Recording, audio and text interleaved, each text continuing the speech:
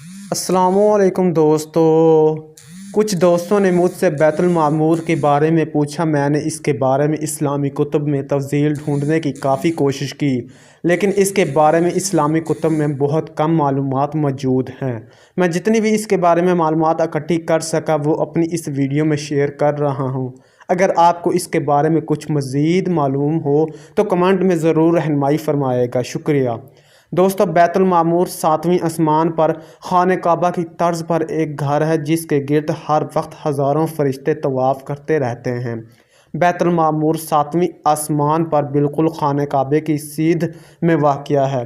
कुतब में लिखा है कि इसका तवाफ़ रोज़ाना 70,000 फरिश्ते करते हैं, और जो फरिश्ता बैतुल मामूर में एक मरतबा तवाफ़ कर लेता है इसकी क़यामत तक फिर बारी नहीं आएगी।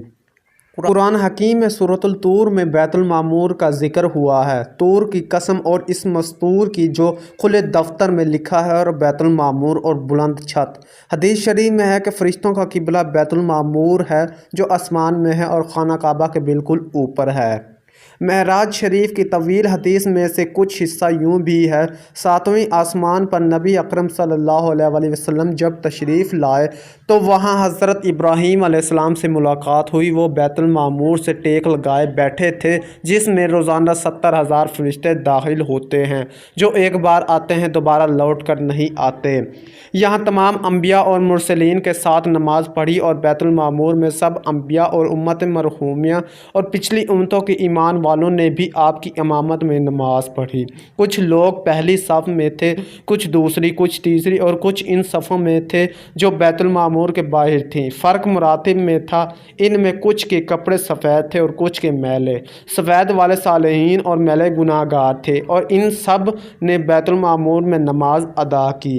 और बाज़ उलमा ने इसमें इख्तलाफ भी किया है कि मेराज की शब तमाम अम्बिया ने बैतुल मुक़द्दस में आप सल्लल्लाहु अलैहि वसल्लम की इमामत में नमाज अदा की, और बैतुल मामूर में आपकी इमामत में सिर्फ फरिश्तों ने नमाज अदा की। बहार अनवार में है कि बैतुल मामूर ज़मीन और आसमान की पैदाइश से 50,000 साल पहले तख्लीक किया गया। जहन में रहे आसमान साथ ही हैं जिसको आज तक साइंस साबित नहीं कर सकी, लेकिन इस पर हमारा ईमान है, क्योंकि कुरान पाक में अल्लाह ताला ने खुद इरशाद फरमाया है, जिसने 7 आसमान बनाए एक के ऊपर दूसरा, तो रहमान के बनाने में क्या फ़र्क देखता है।